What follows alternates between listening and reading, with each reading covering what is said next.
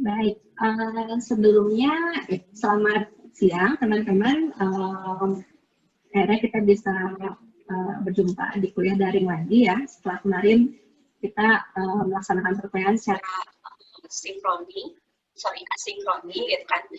Dan mudah-mudahan teman-teman juga tetap membaca bahan kajian, jadi nggak ketinggalan, sehingga metode apapun yang kita pilih dengan bentuk-bentuk penugasan yang terstruktur kemarin itu juga tetap bisa membantu teman-teman untuk bisa catch up dengan materi.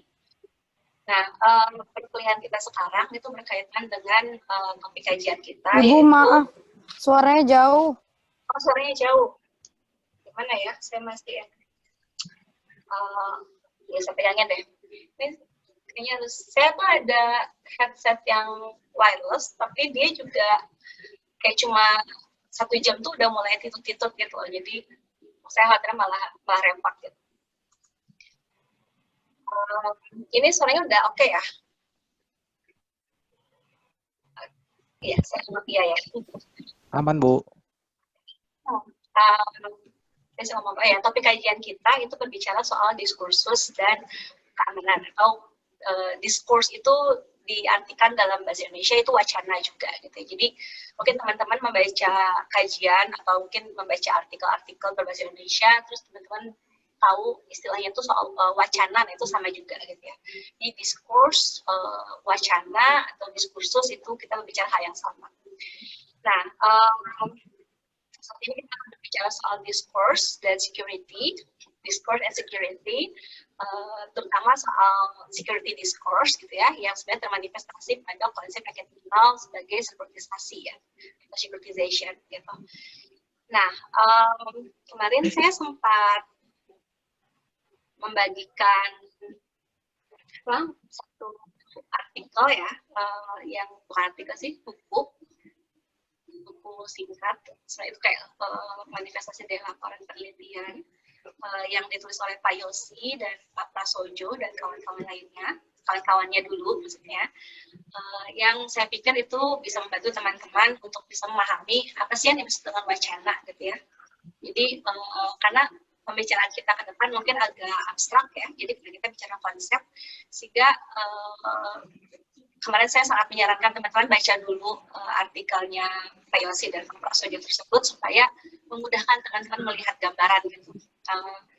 Sebentar, saya harus memodifikasi settingan Zoom supaya saya juga bisa lihat screen PPT-nya. Nah, mudah-mudahan slide-nya juga bisa kelihatan oleh teman-teman ya. Jadi apa sih wacana gitu kan? Apa sih discourse itu gitu? Nah, untuk berbicara soal security dan discourse itu kita mulai masuk ke dalam sebuah school of thought, atau kita juga kenalnya mazhab gitu ya, atau pendekatan paradigma gitu. Dalam ilmu sosial yang kita kenal dengan konstruktivis gitu ya. Kemarin kita juga berbicara soal sekuritisasi ya teman-teman. Dan teman-teman masih ingat, saya sempat jadi berbicara soal pendekatan konstruktivis ya. Salah satunya adalah dari Copenhagen School gitu, yaitu Barry Boezen dan Oliver. Nah, kita juga akan kembali ke situ. Sebenarnya pendekatan yang mengangkat konsep wacana ini beragam ya teman-teman, karena dia juga sebenarnya datang dari ilmu linguistik gitu, atau ilmu sastra kalau kita kenal ya dalam bahasa Indonesia. Hanya ini biar kita jadi ada beragam pendekatan sebenarnya. Ada yang dielaborasi oleh pendekatan konstruktivis, ada yang kemudian dielaborasi oleh pendekatan konstrukturalis. Gitu. Dari ilmu bahasa itu ada strukturalisme yang berfokus pada semiotika, gitu. Oke, udah mulai terlalu teknis. Teman-teman udah sempat belajar soal ini ya, soal wacana, speech act gitu di kelas lain? Belum, Bu. Saya nggak? Oh, belum? Belum, Bu. Oke. Belum, Bu. Saya belum, Bu. Oke, ya. Saya juga di sini tidak akan banyak berbicara soal itu sih, hanya mungkin cuma sekedar yang berhubungan dengan konsep keamanan kita ya. Hanya mungkin sekedar mengulas sedikit gitu, sehingga saya berharap mungkin teman-teman di kelas lain mungkin mengelaborasi secara lebih dalam ya tentang bagaimana proses linguistik itu bekerja dalam proses komunikasi, yang biasanya banyak berbicara tadi seperti dari pendekatan strukturalis, banyak berbicara soal semiotika gitu kan, terus juga kemudian berkembang ke pendekatan poststrukturalis gitu kan. Salah satu tokoh atau pendukungnya itu Michel Foucault gitu kan, yang kita juga nanti akan bahas sedikit di sini. Tapi overall pendekatan wacana atau konsep diskurs atau konsep wacana yang akan kita banyak bicarakan saat ini itu banyak diambil dari paradigma konstruktivis gitu ya. Nah, apa sih paradigma konstruktivis? Sebenarnya ini sering kita bahas di pertemuan-pertemuan sebelumnya, tapi ini buat refresh. Asumsi dasar dari pendekatan konstruktivis adalah dia memahami bahwa realitas sosial itu bukan sesuatu yang objektif. Bahwa realitas sosial itu adalah konstruksi sosial dari mereka yang mempersepsikannya. Nah, artinya berarti ada realita yang kita jadikan sebagai objek pengetahuan kita. Nah, si objek pengetahuan itu nggak benar-benar objektif, dia nggak benar-benar independen, melainkan dia dipengaruhi oleh interpretasi dari si pengamat, interpretasi dan bahasa dari si pengamat. Jadi saya misalnya melihat, katakan kalau saya lihat nama Fathia. Fathia itu kan ada ya di mata saya gitu kan. Saya Fathia muncul, dia ada di dunia ini gitu. So, itu realitanya gitu kan. Tapi apa yang saya ketahui soal Fathia itu nggak bisa benar-benar objektif. Apa yang saya ketahui soal Fathia atau mungkin teman-teman Fathia memahami Fathia gitu kan, itu ada jarak gitu, dan jarak untuk bisa pengetahuan soal Fathia itu sangat berhubungan dengan interpretasi saya soal Fathia, dan cara saya menginterpretasi Fathia itu selalu berhubungan dengan pengetahuan saya di kepala saya gitu. Jadi saya sudah punya pengetahuan sebelumnya, saya sudah punya cara pandang soal dunia gitu kan. Nah, ketika saya melihat Fathia, saya berinteraksi dengan Fathia, saya mengenali Fathia misalnya. Nah, apa yang saya kenali, pengetahuan saya yang saya dapatkan soal Fathia, itu sangat terpengaruh oleh interpretasi saya soal dunia, gitu kan. Terus juga soal bahasa, bagaimana kita berinteraksi, berkomunikasi, dan menggunakan bahasa, gitu kan. Nah, buat orang yang belum kenal Fathia, misalnya, dan saya mengenal Fathia cukup baik, misalnya, nah, pengetahuan si orang-orang yang belum bisa kenal Fathia secara langsung, itu bisa datang dari saya yang mempersepsikan soal siapa itu Fathia, bagaimana itu Fathia, gitu. Seperti apa sih Fathia sebagai mahasiswa. Nah, itu sangat berhubungan dengan bagaimana kita mempersepsikan si Fathia tadi, gitu kan. Bagaimana saya menyampaikan Fathia itu anaknya begini-begini loh, gitu kan. Dia itu bla bla bla. Dan proses ini, proses membangun pemahaman soal siapa itu Fathia, itu sangat berhubungan dengan persepsi saya soal Fathia. Bagaimana bahasa saya yang saya gunakan gitu kan, apakah bahasa yang kan kita mengenal metafora tuh ada peyoratif gitu ya, atau eufemisme gitu kan, dia cantik tapi ya gitu misalnya, contoh gitu ya. Nah, artinya si Fathia dalam dunia ini memang ada gitu kan, tapi bagaimana kita melihat Fathia, pengetahuan soal Fathia di dunia ini itu sangat berhubungan sama persepsi orang-orang di sekitarnya, ya. Artinya pengetahuan soal Fathia tidak bisa dilepaskan dari sebuah proses sosial tentang bagaimana menginterpretasikan si realita itu, si Fathia itu sendiri. Itu dicontoh, ya. Nah, di sini konstruktivis itu melihat bahwa bagaimana kita memahami sebuah objek pengetahuan, sebuah realitas sosial, dan pengetahuan sini berbicara soal realitas sosial, itu sangat bertumpu pada apa yang disebut kemudian sebagai makna intersubjektif. Makna, ini pelan-pelan ya, makna intersubjektif ini, saya mungkin perlu bikin annotate. Ya. Makna intersubjektif atau intersubjektif meaning, itu adalah intersubjektif itu, saya minta teman-teman tolong di-mute sebentar ya, biar kita nggak ada noise. Intersubjektif itu secara sederhana bisa dipersepsikan sebagai intersection antara persepsi individu-individu yang berbeda. Gitu. Jadi misalnya tadi saya bilang soal Fathia, gitu kan, apa yang saya pahami soal, atau mungkin jangan, kan saya juga belum paham Fathia ya, saya juga belum tahu Fathia. Tadi saya cuma lihat Fathia karena namanya nongol gitu. Misal saya apel gitu, ketika saya bilang apel. Nah, di kepala saya punya persepsi soal apel itu seperti apa. Dan di kepala teman-teman yang berbeda-beda ini gitu kan, di persepsi teman-teman juga punya sebuah imaginary, sebuah citra, sebuah image di kepala masing-masing tentang bagaimana itu apel gitu.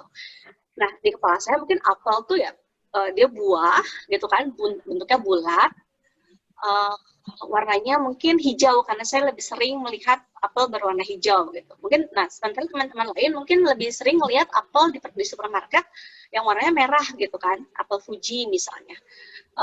Atau ada yang lihatnya apel apa yang dari Cina itu yang gede gitu kan, dan warnanya merahnya nggak merah banget gitu, tapi agak-agak putih gitu kan, dan lurik-lurik gitu. Anyway, intinya kita semua punya persepsi yang berbeda-beda soal apel gitu, tergantung dari persepsi kita, soal interpretasi kita, dan interpretasi kita tentang sebuah apel itu berhubungan dengan pengalaman kita.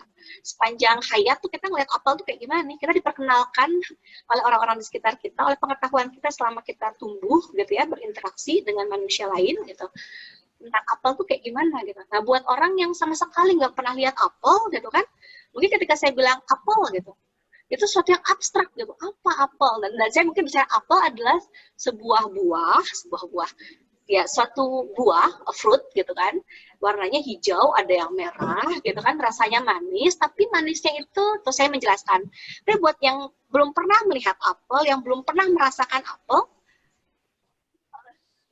ada jarak antara penjelasan saya soal apel dengan persepsi dia di kepala gitu. Dan nah itu yang disebut dengan itu yang disebut dengan persepsi gitu kan. Nah, artinya berarti kita ngeliat realitas sosial itu nggak benar-benar objektif, tapi dia konstruksi gitu. Nah, intersubjektif itu adalah ketika saya bicara apel, teman-teman udah punya gambaran masing-masing. Nah, ada intersection, ada pertemuan antara persepsi saya soal apel dengan persepsi teman-teman soal apel. Karena mungkin masing-masing kita selama tumbuh di Indonesia, gitu kan, dengan usia yang mungkin tidak jauh berbeda, gitu kan. Teman-teman udah punya pengalaman sebelumnya soal apel gitu. Ada yang pernah merasakan apel, ada yang emang sering makan apel gitu kan, ada yang sering yang benar-benar mengimplementasikan gitu kan, one apple a day makes doctor away gitu kan, jadi supaya jaga kesehatan betul-betul gitu kan dengan makan apel gitu. Ada yang makan apelnya udah jadi keripik gitu kan karena dia besarnya di Malang gitu misalnya. Nah, jadi ketika saya bicara apel dan teman-teman udah punya muncul di kepala tuh soal pemahaman soal apel, makna tentang apa itu apel, di situ kita mencapai intersubjektif gitu ya. Jadi ada pertemuan antara apa yang saya maksud dengan teman-teman maksud gitu. Jadi ketika kita sudah punya persepsi yang sama tentang sebuah apel, maka itu kita mencapai intersubjective meaning atau intersubjective meaning, makna intersubjektif gitu ya. Nah, pendekatan konstruktivis melihat konstruksi sosial itu sangat bertumpu pada dimensi intersubjektif dari interaksi manusia, dari hubungan, dari tindakan-tindakan manusia.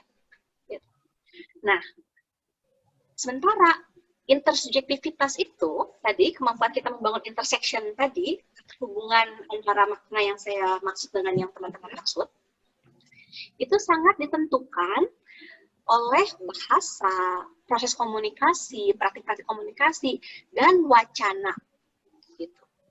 Dan diskurs itu sendiri. Gitu. Nah, artinya berarti kita ngelihat bahwa diskurs itu terpisah dengan bahasa. Dia menjadi bagian dari bahasa, atau bahasa menjadi bagian dari wacana, dari diskurs, tapi ternyata dia bukan bahasa dan diskurs dua hal yang berbeda. Gitu ya. Saya mau membicarakan ini karena saya awalnya punya persepsi teman-teman sudah punya prior knowledge gitu ya, pengetahuan sebelumnya soal apa itu wacana, karena mungkin di komunikasi teman-teman belajar, tapi pun kalau teman-teman belum belajar itu, dan saya berharap ini menjadi pemicu buat teman-teman banyak mencari tahu soal apa sih wacana gitu ya, karena di ilmu komunikasi dan ilmu sastra, dan saya bahkan ilmu HI gitu ya, kita sangat berkaitan gitu ketika kita bicara soal diskurs. Jadi ini bisa jadi awalan buat teman-teman untuk mencari tahu lebih banyak. Coba baca lebih banyak soal artikel soal apa itu wacana. Gitu. Nah, esensi dari wacana Jadi ketika dia terpisah oleh dia bukan bahasa, tapi dia menjadi bagian, dia punya keterkaitan dengan bahasa, tapi dia adalah dia entitas yang berbeda. Nah, wacana ini esensinya adalah sebuah proses sosial. Ingat ya, wacana esensinya adalah sebuah proses sosial, berarti dia berhubungan dengan interaksi, dengan dia sebuah proses. Gitu. Nah, kita mulai masuk ke definisi apa itu wacana. Saya berharap ketika saya membagikan artikel kemarin gitu kan soal demokrasi, saya berharap teman-teman membaca itu karena itu akan menurut saya memudahkan teman-teman untuk bisa dapat gambaran soal bagaimana wacana demokrasi atau bagaimana wacana itu bisa digunakan sebagai alat analisa dalam melihat sebuah proses pemenangan suatu konsep gitu. Nah, jadi saya pastiin dulu teman-teman mute semua ya. Tolong ya teman-teman. Dulu itu ibunya lagi ngobrol. Ya, makasih. Minta tolong ya di mute ya. Atau teman-teman yang lain, mungkin tadi co-host juga kayaknya bisa nge-mute deh. Ria minta tolong dicekin juga ya kalau ada teman-teman yang mic-nya nggak sengaja kebuka nyala di mute.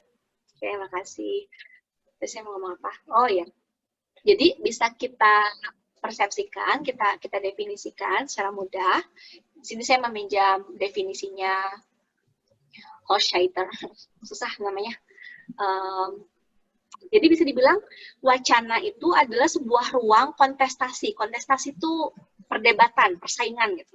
Dia sebuah ruang, sebuah wadah gitu ya, di mana masing-masing persepsi, masing-masing versi realita, kan tadi setiap aktor, setiap pihak gitu ya, itu punya persepsi sendiri soal realita sosial ya.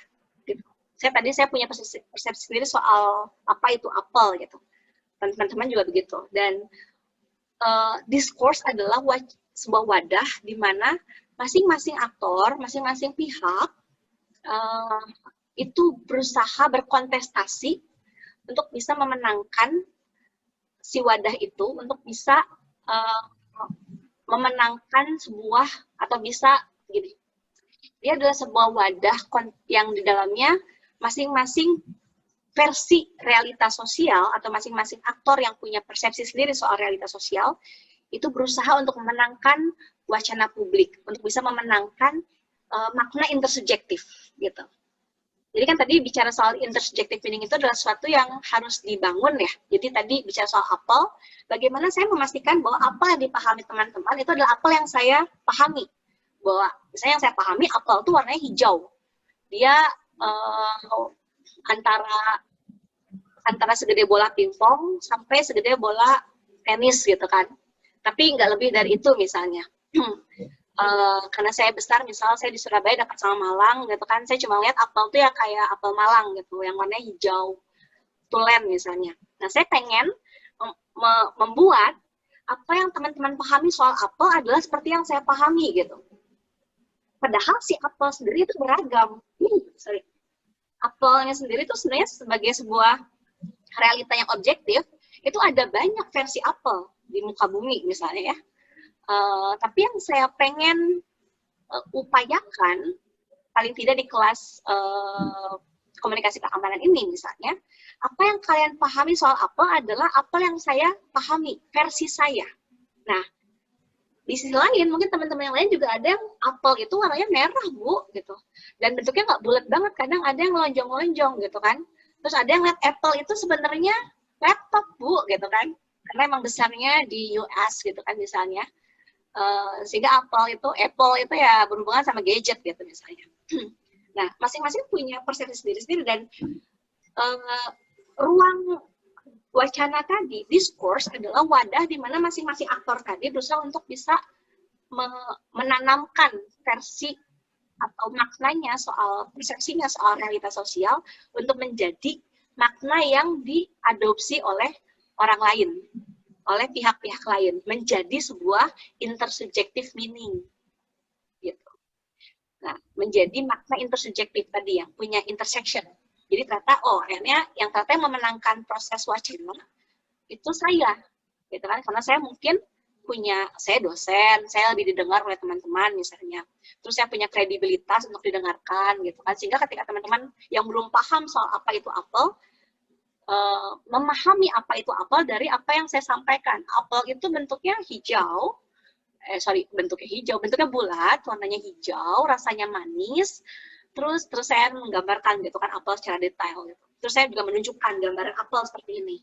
Sehingga teman-teman yang tidak pernah melihat versi lain dari apel, akhirnya memahami apa yang saya tawarkan sebagai apel di hadapan teman-teman sebagai satu-satunya kebenaran soal apa itu apel. Gitu. Nah, jadi si diskurs ini, si wacana ini sebagai sebuah ruang kontestasi itu persaingan, perdebatan, gitu ya, contested, gitu. Contestation tuh ya persaingan ya.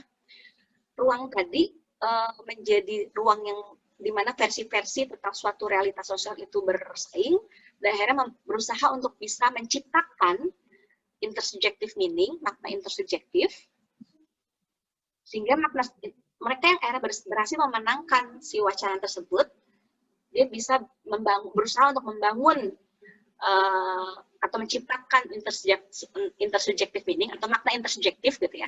Saya tadi bingung. Makna intersubjektif, kemudian mempertahankan makna itu supaya itu menjadi satu-satunya realitas sosial yang kalian pahami. Setelah saya berhasil menciptakan makna intersubjektif kepada teman-teman soal apa itu apel, seperti yang saya mau, persepsi saya juga pengen mempertahankan itu supaya selama saya ngajar, selama saya di Ubara gitu kan, satu-satunya pemahaman yang teman-teman tahu soal apel itu adalah versi saya. Jadi saya berusaha untuk mempertahankan itu. Itu lewat wacana, lewat diskurs.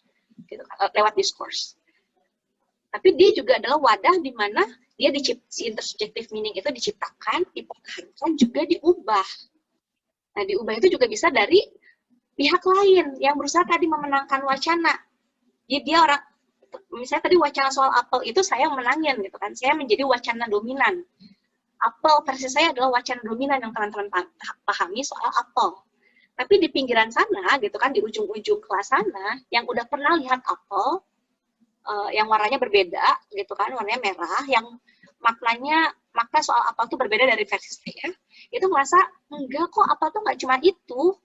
Iya sih, yang dimaksud sama Bu Eva tuh apel, tapi bukan itu satu-satunya. Kenapa Bu Eva tuh maksain bahwa di kelas ini, satu-satunya apel tuh cuma yang versinya Bu Eva, padahal ada loh di dunia lain, di sisi lain gitu kan maksudnya. Apel itu ternyata warnanya merah kok, seperti yang saya sering makan misalnya gitu kan. Misal di sini Ria deh, sorry ini saya ngambil contohnya yang kelihatan namanya. Misalnya Ria tuh di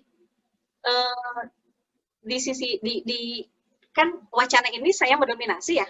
Di pinggiran wacana dominan ini ada Ria yang berusaha untuk memahamkan teman-teman yang lain bahwa bahwa yang namanya apel tuh nggak cuma yang versi Bu Eva loh, ada yang warnanya merah gitu.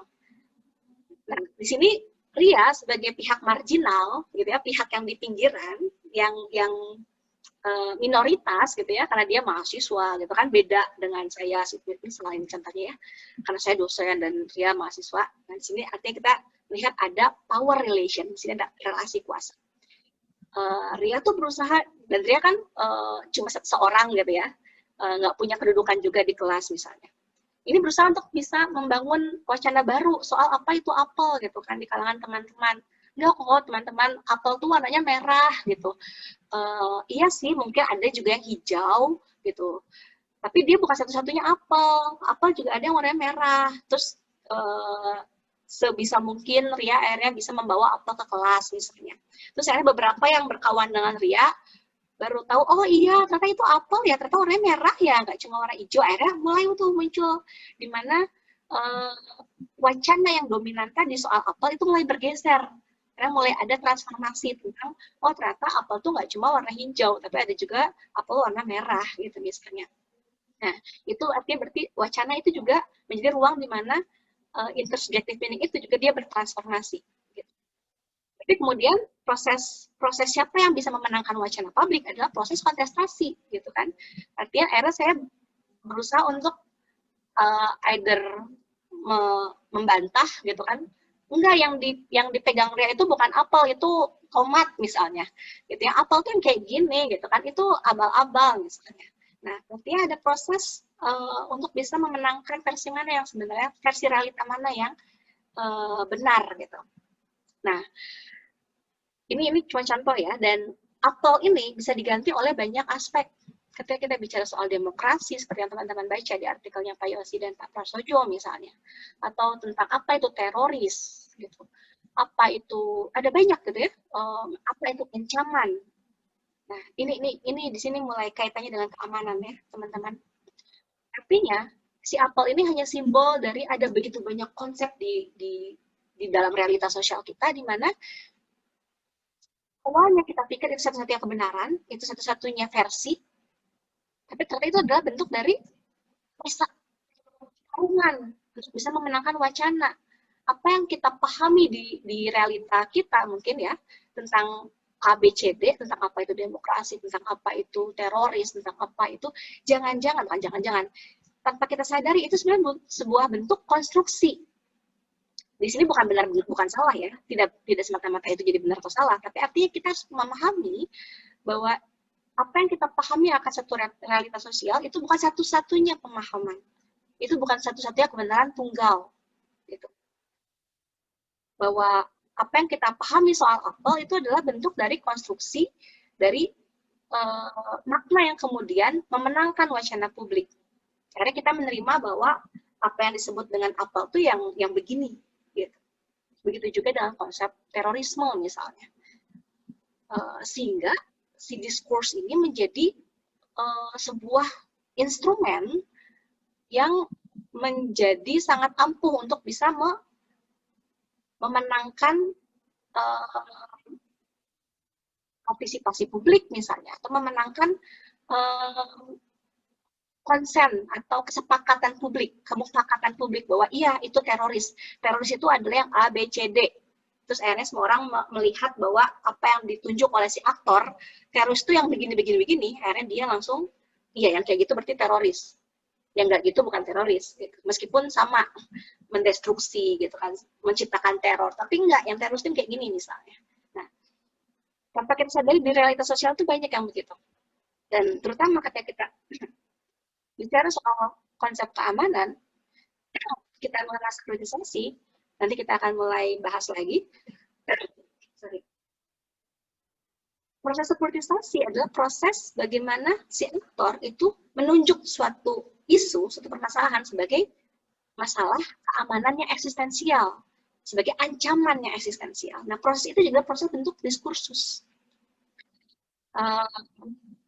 Dan Oke, kita kembali lagi ke konsep ini. Nanti kita akan elaborasi contoh-contohnya setelah sesi ini. Jadi di sini perspektif konstruktivisme melihat bahwa yang kita anggap fakta dalam realitas sosial itu tidak bisa berbicara atas dirinya sendiri, gitu. Tapi dia butuh direpresentasikan, dia butuh diceritakan, dia butuh diartikulasikan, gitu. Jadi, dan bagaimana mengartikulasikannya? Nah, itu proses representasi itu, proses merepresentasikan sebuah fakta, itu melibatkan proses komunikasi di dalamnya, gitu. Proses teks, gitu ya, bagaimana teks itu dibuat, gitu, sebagai sebuah dokumen-dokumen legal, misalnya. Dia terrepresentasi secara tertulis, gitu kan, written, ataupun lewat verbal, lewat pernyataan, lewat ujaran oleh mereka, para elit misalnya, oleh aktor-aktor yang punya kekuasaan misalnya, atau yang punya power. Baik power itu bisa otoritas pemerintahan, bisa itu karena punya uang, bisa itu karena punya platform, karena saya seleb misalnya, gitu kan, atau misalnya karena saya punya media pemberitaan misalnya. Artinya di situ saya punya instrumen untuk bisa menggaungkan fakta versi saya. Gitu. Nah, artinya di sini proses wacana ini menggunakan banyak instrumen-instrumen komunikasi dan bahasa gitu, yang dia termanifestasi pada tadi speech gitu kan, teks gitu. Sehingga ketika kita ingin melihat siapa yang kenapa satu wacana ini muncul, siapa yang berbicara, ada kepentingan apa, kita bisa melihat dari artefak-artefaknya. Artefak-artefak itu bisa kita lihat dari penggunaan bahasa, dari dokumen yang ditulis gitu kan, tentang bagaimana merepresentasikan suatu identitas seseorang gitu ya. Misalnya bagaimana kayak di Indonesia nih, misal kata komunis gitu ya. Ketika pemerintah kita bilang ini bahaya laten komunisme di kepala kita, atau mungkin teman-teman tidak mengalami ya, tapi di masa saya gitu ya, yang dimunculkan adalah rasa horor gitu, teror. Dan itu tuh nggak muncul begitu saja gitu. Pemahaman saya soal komunisme itu suatu yang horor dan menakutkan gitu kan, kayak hantu gitu kan. Itu bukan realitas sosial saya. Ya, dia bukan realita yang muncul begitu saja. Dia dikonstruksi dari sejak saya kecil, misalnya ketika saya masuk SD, guru sejarah saya cerita soal bagaimana G30 SPKI gitu misalnya. Terus dengan cerita-cerita yang udah ngalah-ngalahin cerita horor gitu kan, jenderalnya dipenggal, disilet-silet, matanya dicongkel gitu. Saya ingat dulu waktu saya SD, saya sampai muntah di kelas gitu, karena saya tipenya saya lebih terganggu dengan audio gitu, jadi saya lebih terganggu dengan cerita yang disampaikan secara lisan dibandingin visual gitu. Dan itu dan itu menciptakan teror di kepala saya gitu, itu menciptakan horor gitu, sebuah image yang mengganggu gitu. Terus bagaimana yang gerwani itu wanita binal, kelompok wanita binal yang menari-nari di depan para jenderal yang disekap gitu kan, bahkan membuka, ini ceritanya jadi antara horor sama grafik gitu kan, jadi antara violent sama porno itu disatuin gitu. Terus kemudian juga selain cerita di sekolah, dan itu kan sebenarnya lembaga pendidikan ya, itu diceritakan di sekolah misalnya oleh guru SD, SMP diulang-ulang lagi. Terus kemudian setiap tanggal 30 September TVRI, zaman saya masih ada TVRI ya, atau dulu RCTI juga. Intinya semua TV nasional itu menayangkan film soal G30 SPKI. Saya lupa nama judulnya apa, tapi yang seusia saya biasanya udah tahu banget gitu. Mungkin teman-teman juga bisa tanya om tantenya. Tua banget dong gue, kakak-kakaknya lah mungkin ya, tentang pernah punya pengalaman di mana setiap tanggal 30 itu pasti ada beberapa sekolah bahkan menayangkan tuh jadi kayak nobar gitu sekolahnya, atau di TV, bahkan di TV mainstream itu muncul jadi tayangan yang semua TV nasional menayangkan itu gitu, cerita soal penculikan G30 SPKI. Terus tanggal satunya itu berubah ke soal kesaktian Pancasila dan lain-lain. Intinya sudah ada versi yang dalam ilmu komunikasi kita anggap itu propaganda gitu ya. Dan itu diulang-ulang setiap tahun gitu ya. Mereka yang besar di mungkin era baby boomer atau era-era sebelum saya tuh ya udah tercekoki banget gitu, tertanam kuat gitu soal komunisme adalah bahaya laten gitu. Dia adalah hantu yang selalu beredar gitu kan, dan menghantui NKRI gitu. Tapi kemudian seiring dengan waktu, saya berkuliah, saya membaca jurnal-jurnal di luar gitu kan. Saya melihat realita tuh nggak cuma dari satu pihak gitu ya, realitas sosial nggak cuma dari satu versi, tapi saya juga baca versi yang lain. Saya melihat dimensi-dimensi lain gitu, bagaimana. Nah, di sini saya memahami, oh ternyata apa yang disebut komunisme, apa yang disebut dengan G30 SPKI, itu gak cuma satu versi realitanya, ada versi lain gitu. Nanti saya akan share, dan itu akan jadi video yang akan perlu teman-teman kritisi. Makanya saya mungkin tidak akan banyak berbicara soal ini gitu ya, tapi udah ngomong banyak teh. Tapi di luar sana gitu kan, di luar NKRI kita, apa yang terjadi di tahun 1965 di tanggal 31 September tersebut yang kita kenal dengan 30S, PKI itu kan karena dianggap yang mau menumbangkan NKRI ini adalah PKI. Proses itu adalah proses tahun 65 adalah proses di mana Indonesia menghadapi sebuah genosida pembantaian massal, di mana proses mereka yang dibunuh dianggap PKI itu bukan mereka-mereka yang benar-benar memperjuangkan ideologi PKI gitu. Kadang cuma sekedar ikut rapat gitu ya, atau cuma ada selebaran gitu, terus ikut rapat RW gitu kan, terus tangan katakan namanya daftar hadir gitu ya, begitu namanya dari situ langsung diculik gitu, tidak sedikit yang diculik, yang tidak sedikit yang langsung dibunuh di tempat gitu ya, diculik, dibunuh gitu. Dan ada banyak dokumenter. Nah, ini adalah proses di mana ketika reformasi bergulir gitu ya, tahun 98, wacana-wacana pinggiran tadi yang saya sebutkan, seperti yang saya ilustrasikan seperti RIA tadi ya, yang tadi kan wacana dominan itu si apel hijau tadi adalah versi pemerintah soal ganti LPS PKI. Tadi RIA-nya, mereka yang punya versi bahwa apel itu merah, itu mulai muncul gitu kan di masa reformasi, ketika si aktor yang demikian berkuasa, yang selama ini membungkam wacana-wacana di pinggir, itu mulai bergeser gitu ya, power yang mulai berturun, dan akhirnya memberikan wacana tadi menjadi panggung yang bisa diakses oleh mereka yang ada di pinggir-pinggir, suara-suara yang ada di pinggir, soal versi-versi tentang apa itu pembantaian tahun 65 gitu kan. Di mana masing-masing sudah mulai membangun dan mulai menciptakan, mulai berusaha untuk bisa membangun makna intersubjektif tadi gitu, lewat visual gitu kan, akhirnya menghadirkan dokumenter lewat saksi gitu kan, mulai menghadirkan mereka-mereka yang dituduh sebagai gerwani gitu kan, yang justru malah banyak menghadapi kekerasan seksual gitu kan, banyak para aktivis dari Lekra gitu, yang kemudian akhirnya ditangkap, yang dulu ditangkap gitu, atau yang kebanyakan Lekra itu adalah para akademisi justru, yang mereka berkuliah di luar negeri, tapi ketika tahun 65 pembantaian itu terjadi, mereka nggak bisa pulang gitu, dan sering banyak cerita soal yang menjadi saksi tentang bagaimana mereka terpaksa terpisah gitu kan dari orang tuanya, karena ketika orang tuanya sekolah, terus dituduh sebagai PKI, dia nggak bisa lagi kembali ke Indonesia, dan si anak akhirnya jadi dapat stempel PKI, dan mereka yang dapat stempel PKI itu sampai 7 turunan, KTP-nya disebutnya KTP merah gitu ya, nggak bisa dapat pekerjaan, selalu mengalami diskriminasi sistematis gitu.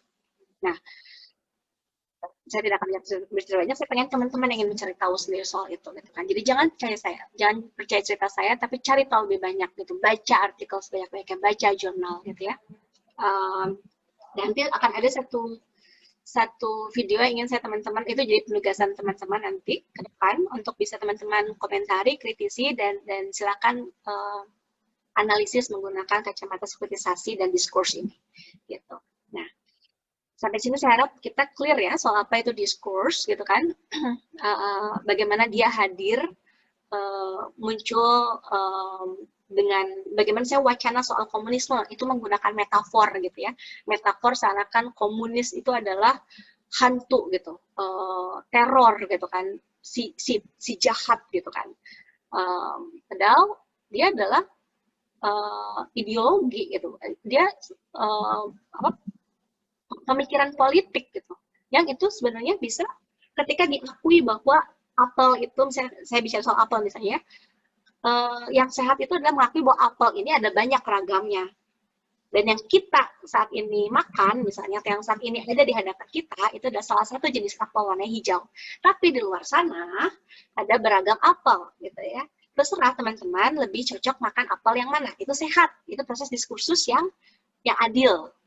Dan idealnya kita ingin membangun proses wacana tersebut, proses wacana demokrasi misalnya, seperti itu.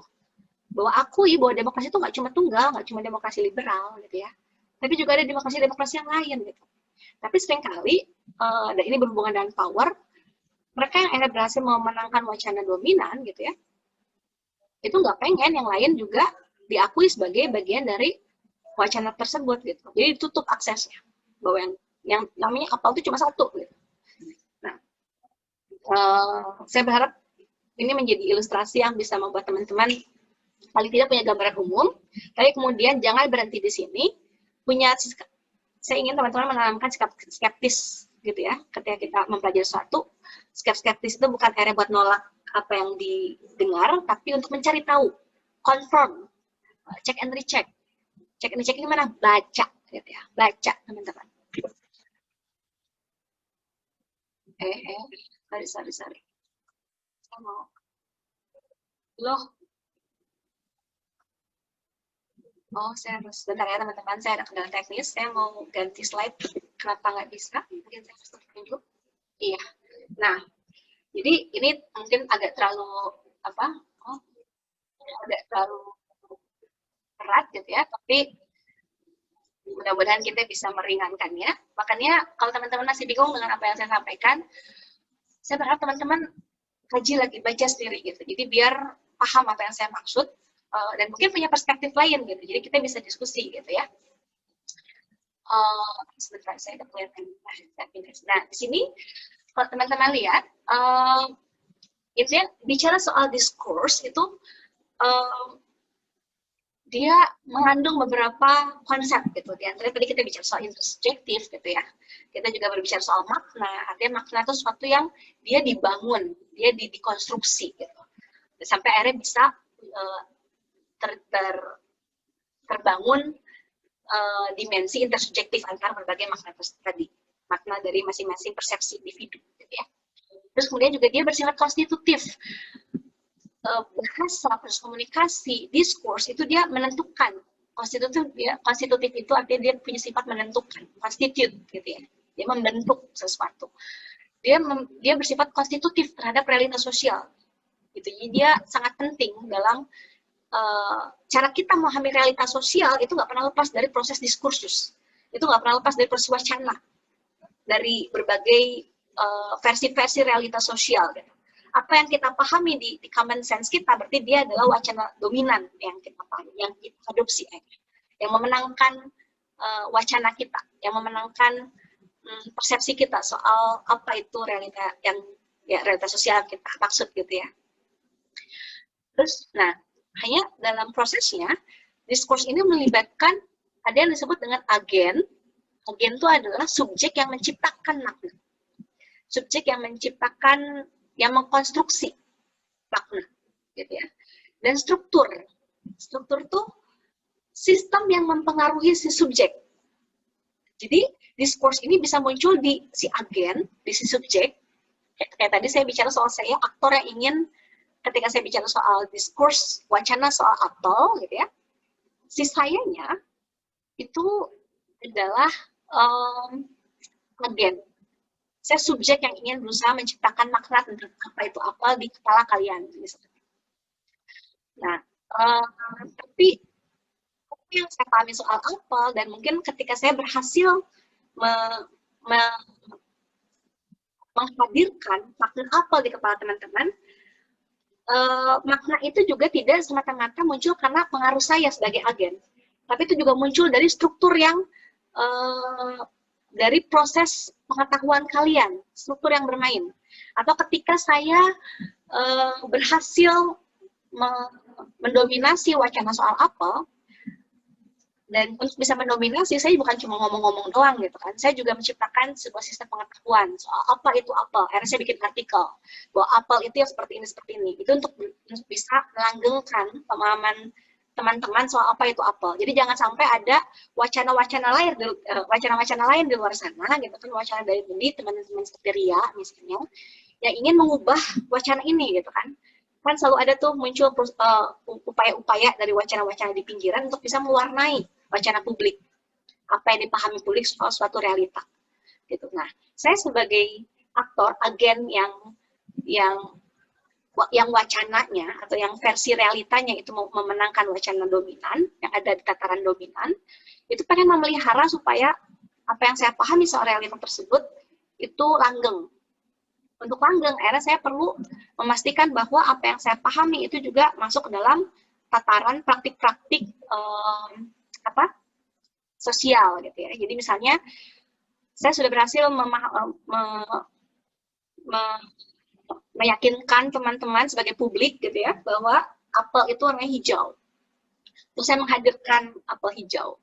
Terus melalui tindakan-tindakan saya juga uh, membangun kultur, saya menciptakan kultur di kalangan kita nih di kelas Komkam gitu kan, komunikasi keamanan, bahwa setiap pagi kita harus makan apel warna hijau karena apel itu sehat, bla bla bla gitu kan, mengandung vitamin bla bla bla. Akhirnya saya mewarnai sistem pengetahuan. Jadi pemahaman teman-teman soal apel tuh nggak cuma karena seseorang bilang itu apel, tapi juga ibaratnya kayak dicekokin gitu ya, maksudnya cara mencekoki apel itu hijau juga lewat proses visual, bahwa saya memperlihatkan si apel itu. Saya juga menayangkan terus apel di mana-mana misalnya. Terus saya juga memberi teman-teman apel gitu kan, supaya teman-teman ngerti rasanya. Gitu. Tapi warnanya hijau, karena saya pengen apel tuh warnanya hijau gitu. Dan apel hijau itu kan rasanya tuh manis, tapi ada asam-asam gitu ya. Atau mungkin ada yang sepet gitu. Tapi saya bilang bahwa cuma itu rasanya apel, nggak ada rasa apel yang lain gitu ya. Sementara mungkin apel versi Ria tuh tadi manis, tapi juga agak kempos gitu ya. Ya gitulah kalau teman-teman makan apel Fuji begitu misalnya. Terus berair dan lain-lain gitu. Tapi saya pengen teman-teman cuma tahu apel tuh yang versi saya. Jadi saya berusaha juga untuk membangun proses antagonisme. Antagonisme itu artinya berarti saya menciptakan identitas biner. Bahwa yang ini betul, yang itu salah gitu ya. Jadi yang ini tuh apel, yang itu tuh apel yang fake gitu kan. Itu udah ngalamin proses genetika, rekayasa genetik. Apel yang warna merah itu apel yang udah mengalami proses kimiawi misalnya. Dan untuk bisa meyakinkan teman-teman bahwa apel yang warna merah itu adalah yang jahat, yang buruk gitu ya. Saya juga membangun wacana gitu ya tentang bahwa saat ini ada pihak asing yang pengen mencederai kesehatan kita dengan memasukkan apel-apel berwarna merah gitu. Apel-apel berwarna merah itu tidak sehat teman-teman gitu kan. Dia mengandung racun-racun kimiawi bla bla bla. Saya kemudian membangun wacana itu. Dan resepnya misalnya adalah pihak asing gitu misalnya. Bahwa ketika Ria bilang bahwa bentar Bu Eva, bahwa apel tuh gak cuma hijau, ada yang merah, teman-teman, apel tuh ada yang merah loh, gitu kan. Dia akhirnya mulai membangun platform sendiri, gitu kan, bikin YouTube, gitu. Soal teman-teman, apel ini gak cuma hijau loh, ada yang merah, rasanya begini-begini. Terus kemudian Ria juga mengeluarkan kocek sendiri untuk bisa beli beberapa buah apel, gitu kan, warna merah, supaya teman-teman yang gak pernah lihat apel merah tahu, gitu, apelnya warna merah. Tapi saya bilang bahwa dia adalah intruder, gitu kan. Ria itu adalah pihak asing yang pengen misalnya, yang pengen merusak kesehatan kita gitu dengan menyusupkan apel-apel yang atau buah-buah asing yang tidak sesehat apel hijau gitu kan. Dan dia mengandung tadi saya juga bukan orang kimia ya, katakan dia mengandung zat-zat yang sudah mengalami proses rekayasa genetik misalnya. Terus dan saya juga membangun apel hijau ini bukan cuma sekedar makanan teman-teman, ini adalah katakan budaya turun-temurun kita gitu kan. Karena saya membangun sisi kultural tentang apa itu apel hijau gitu. Jadi dibangun tuh makna-makna. Jadi yang apel tuh bukan cuma sekedar buah hijau, tapi saya menyisipkan, saya menyuntikkan ada makna kultural, ada makna identitas kebangsaan, atau ini adalah identitas kita teman-teman. Apel tuh adalah gitu kan buah yang dulu pernah dimakan oleh Bung Karno misalnya. Dia menjadi buah suci yang gitu lah. Dia ada begitu makna-makna, entah itu dari sisi sosial gitu kan, ada dari sisi kultural, dari sisi sosial itu kultural Eva, ada dari sisi kesehatan gitu ya. Intinya ada begitu banyak sistem pengetahuan yang saya bangun supaya pengetahuan teman-teman soal apel hijau itu semakin kaya. Dan pengetahuan teman-teman soal apel warna merah itu semakin terpinggirkan. Dan teman-teman juga sudah mulai membangun atau wacana di publik, akhirnya mulai terbangun antagonisme bahwa iya yang apel warna merah tuh kayaknya apel yang emang nggak sehat deh. Gitu. Kayaknya memang saat ini sudah ada pihak-pihak yang pengen berusaha untuk meracuni kita gitu ya, supaya kita tuh memakan apel-apel yang bernutrisinya jelek gitu ya misalnya. Nah, mulai ada antagonisme itu. Itu baru apel gitu ya. Silakan ganti apelnya dengan berbagai konsep. Nah, jadi di sini artinya ada dari cerita saya tadi, saya harap itu cukup clear gitu ya. Ada dua dimensi yang bermain. Dimensi si agen, si subjek gitu ya, yang menciptakan makna. Dengan dimensi struktur. yang akhirnya itu menjadi pengetahuan teman-teman. Ketika saya terus menerus gitu ya, mewarnai wacana tadi gitu kan, membangun dan saya karena saya punya uang gitu kan, saya punya kedudukan sebagai dosen, saya lebih didengar gitu misalnya, dan saya juga punya lebih banyak kocek untuk bisa beli apel sebanyak-banyaknya gitu kan, akhirnya memastikan bahwa satu-satunya apel yang kalian makan tuh cuma warna hijau, sementara Ria itu apa ya, karena masih mahasiswa uangnya terbatas misalnya, jadi untuk bisa meyakinkan apel itu warna merah itu nggak punya cukup resources, nggak punya cukup sumber daya gitu, maksudnya finansial misalnya untuk meyakinkan teman-teman bahwa apel itu warna merah gitu kan. Nah di sini artinya ada aspek yang disebut dengan struktur juga.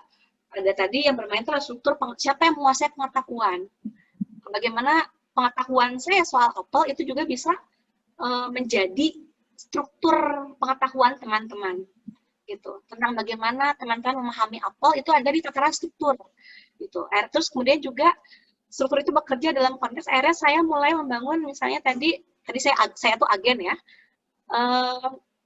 membangun di antara kita sebuah praktik-praktik gitu kan, bahwa setiap pagi kita harus makan apel warna hijau misalnya.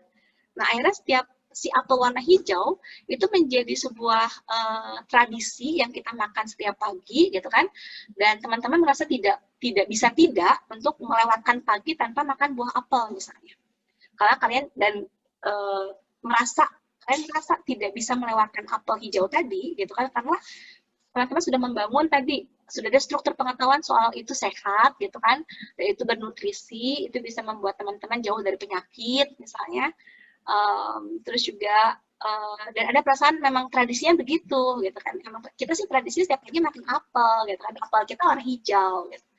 Nah artinya sudah mulai ada tradisi-tradisi, praktik-praktik sosial yang ketika kita berbicara itu dalam kurun waktu tertentu gitu ya, time dan konteks bekerja dalam waktu yang cukup lama, itu menjadi yang kita anggap sebagai sebuah kebenaran.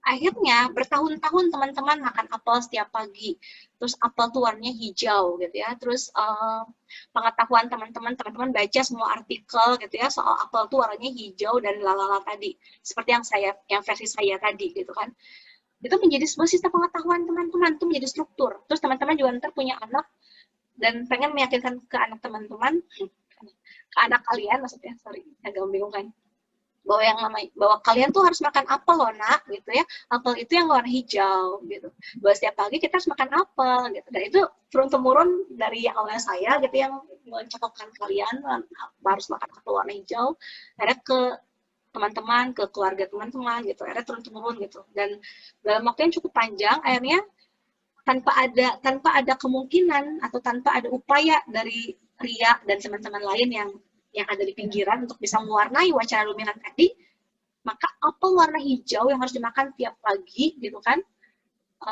itu menjadi kebenaran yang bahwa seakan itu menjadi bahwa yang namanya kita hidup dan bangun setiap pagi itu harus makan apel, nggak bisa enggak, itu udah jadi keharusan, itu menjadi kebenaran kita gitu. Nah di situ kita berbicara soal bagaimana si agen dan struktur itu bermain dalam menciptakan wacana dominan tadi. Atau ini agak terlalu teoritis, Gramsci itu bicara soal bagaimana itu wacana itu menghegemoni. Nah, menghegemoni itu artinya ada proses konsen, ada proses kesepakatan. Jadi saya tuh tidak ada proses memaksakan wacana itu menjadi wacana yang diterima oleh publik itu dengan paksaan, dengan force gitu ya, dengan kekuatan, makan nggak ya gitu. Atau saya paksa teman-teman, saya menculik teman-teman gitu kan, dan memaksa teman-teman hanya bisa bebas kalau misalnya teman-teman makan apel hijau. Nah itu dengan paksaan, itu dengan force gitu ya. Atau juga dengan cara membangun sistem pengetahuan, dengan menciptakan persuasi-persuasi tentang bagaimana khasiat dari makan apel warna hijau misalnya, dengan membuat teman-teman juga menyepakati bahwa iya ya, kayak makan apel hijau tuh bikin kita tambah sehat ya gitu. Karena itu juga menjadi bagian dari pengetahuan teman-teman yang teman-teman temui setiap harinya gitu. itu menjadi realitas sosial teman-teman. Gitu. Nah itu prosesnya hegemoni. Jadi hegemoni itu melibatkan upaya persuasi oleh si speaker, si aktor, untuk bisa memenangkan hati dari audiens, memenangkan konsen gitu ya. Konsen itu kesepakatan dari audiens. Karena kalian sebagai audiens saya mulai iya ya, nerima nih. Mulai menganggap bahwa apa yang saya sampaikan soal apel warna hijau itu menjadi masuk akal, common sense. Nah, ketika suatu wacana itu menjadi bagian dari common sense kita, menjadi akal sehat kita, itu adalah saat di mana wacana tersebut menjadi wacana yang menghegemoni. Kita nerima nih. Kayak misalnya, ini salah satu contoh ya, tadi saya ngomong contoh sih. Salah satu contoh yang kita yakini nih setiap hari, bahwa bahwa kita itu harus bangun setiap pagi. Oh, dari ilmu komunikasi masuk. Bahwa mereka yang rajin adalah mereka yang bangun setiap pagi misalnya. Early bird, ya ada, bahkan itu udah banyak tadi lewat teks, lewat metafor gitu ya, lewat ungkapan-ungkapan soal wacana soal bagaimana orang yang produktif itu, orang yang dianggap rajin, dianggap produktif, dianggap intinya dia punya role model sebagai manusia unggul, manusia yang sukses adalah mereka yang bangun setiap pagi. Gitu. Tapi pernah kita bertanya, kenapa harus bangun setiap pagi? Kenapa itu menjadi realitas sosial kita? Tanpa kita sadari kita, mungkin buat muslim karena harus sholat subuh gitu ya misalnya. Tapi buat mereka yang nggak muslim gitu, kenapa harus bangun setiap pagi? Oh karena harus berdoa pagi gitu ya buat yang Nasrani. Itu juga bisa gitu. Karena itu juga bagian dari diskurs agama gitu, nilai-nilai agama bermain. Tapi salah satu analisis gitu ya, yang melihat dari kacamata bagaimana sistem struktur kehidupan kita tuh sudah sangat dilingkupi oleh struktur kapitalisme, tanpa kita sadari praktik-praktik sosial kita yang kita anggap sebagai sebuah kebenaran gitu ya, tentang bangun pagi itu dihubungkan dengan pribadi yang disiplin, yang sukses gitu ya, yang rajin, intinya berbagai kualitas positif dari bangun pagi itu dilekatkan gitu ya, atau bagaimana kualitas soal manusia yang positif itu dilekatkan ke konsep bangun pagi. Nah, tanpa kita sadari cara pandang kita atau si wacana bangun pagi itu sebenarnya dihubungkan dengan mereka yang bangun pagi itu adalah mereka yang harusnya bekerja. Kenapa bangun pagi itu dilekatkan dengan rajin dan produktif? Oh, karena itu berkaitan dengan realitas sosial tentang bahwa seorang itu harus pergi ke kantor, harus bekerja di pagi hari. Dan pulang sampai sore, sehingga malamnya itu adalah waktu untuk beristirahat. Dia harus punya waktu istirahat yang cukup untuk bisa bangun pagi lagi dan bekerja lagi. Sehingga kenapa bangun pagi itu selalu dikaitkan dengan, kan ini satu wacana yang sama ya, harus bangun pagi atau nggak boleh begadang. Kenapa nggak boleh begadang? Kan kayak bahkan Rhoma Irama gitu ya, begadang jangan begadang, saya nggak akan nyanyi tenang. Udah begitu banyak ungkapan gitu ya, yang mewarnai wacana tadi, soal keharusan bangun pagi dan jeleknya begadang gitu ya, atau jeleknya malam-malam. Misalnya, sering kali kita kayak, jangan begadang mulu dong gitu kan, besok kan kerja gitu. Atau begadang ntar aja, weekend gitu kan. Nah, itu sering muncul tuh di cara kita ngomong gitu ya. Itu berarti artinya udah masuk ke dalam common sense kita nih. Dia sudah menjadi wacana dominan tentang bagaimana bangun pagi, tentang bagaimana nggak boleh begadang. Tapi kalau kita kupas-kupas, kenapa manusia itu nggak boleh begadang? Kenapa manusia itu nggak boleh bangun pagi? Kalau bicara soal kan suka banyak tuh, itu dikaitkan juga dengan sistem pengetahuan. Sistem pengetahuannya adalah bahwa manusia itu harus tidur minimal, misal gitu ya, 4 jam, 6 jam gitu. Dia harus punya waktu istirahat 6 jam.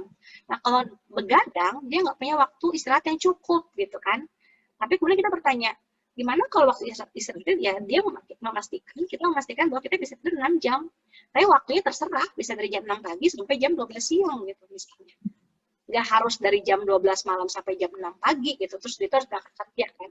Nah, apa yang kita anggap sebagai kebenaran di kepala kita gitu ya, wacana soal bangun pagi dan nggak boleh begadang, itu sangat lekat dengan sebuah struktur relasi kerja di mana manusia itu harus terus-menerus bekerja dalam sebuah relasi upahan.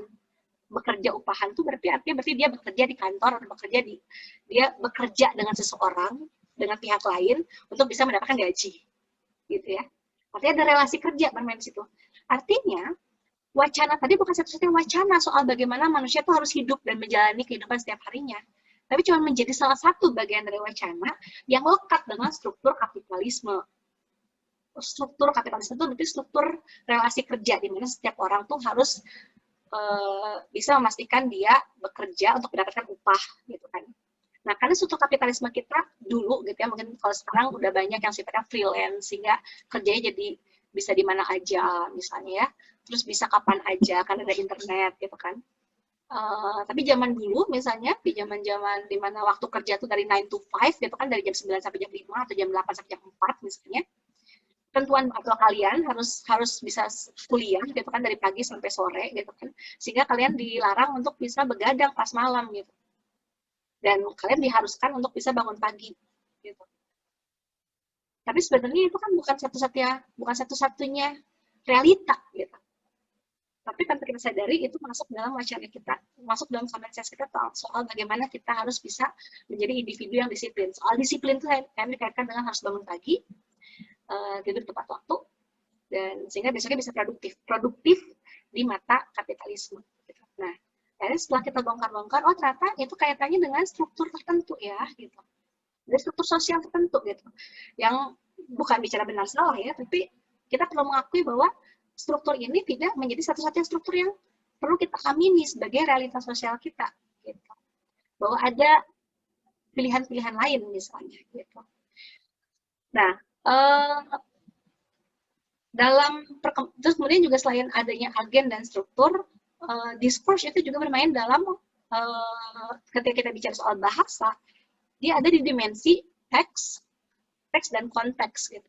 Nah, ini juga sebenarnya lekat dengan teks itu, dia apa ya, terasosiasi dengan agen. Jadi teks itu juga adalah dia bagian entitas yang dia membawa makna gitu. Jadi seperti hanya agen, dia sebagai subjek yang memproduksi makna. Teks di sini, teks di sini dia menjadi entitas yang membawa makna. Dan proses lainnya yang dia punya peran yang sama dengan struktur adalah ini saya harus pindah mana ya? Sini. Adalah konteks. Jadi dia tadi ada agen, ada struktur, ada teks dan konteks gitu ya. Konteks juga dia sebuah sistem yang membatasi pemahaman kita soal realitas sosial, dan konteks ini berkaitan dengan ruang dan waktu gitu. Jadi ketika saya bicara soal pemahaman tentang kita harus bangun pagi, tentunya dalam ruang dan waktu di masa di mana kita sekarang memasuki fase, saya nggak tahu teman-teman sudah belajar soal Fordism atau post-Fordism, tapi di masa di mana sejak kapitalisme memasuki ranah ekonomi kita gitu ya, dan itu menjadi realitas sosial kita sekarang gitu. Tapi mungkin tidak sesuai dengan zaman dulu gitu, atau mungkin nggak sesuai dengan mereka yang bekerja memenuhi kebutuhannya sendiri gitu kan. Artinya punya sawah, punya sekolah pribadi gitu ya. Yang itu ada, mungkin buat para konglomerat yang tidak harus bekerja karena dia sudah punya uang di mana-mana, karena ada pekerja yang ngasih uang, yang memberikan profit buat dia. Ya, realitas sosial di mana dia harus bangun pagi mungkin sudah tidak lagi relevan gitu kan, di mana dia ya bisa bangun kapan aja, bekerja kapan aja kalau mau kerja, atau berkarya kapan aja gitu kan, dan tidur kapan aja gitu, sehingga dia tidak terikat oleh konteks tentang harus bekerja di pagi hari, menjual daya kerja dan daya pemikirannya pada kantor misalnya atau pada pihak lain, mereka yang punya sumber daya gitu kan untuk bisa memberi kita gaji, dan tidak harus tidur di malam hari untuk bisa menjaga energi kita supaya besoknya bisa kerja lagi gitu. Jadi ada konteks yang membatasi itu. Nah,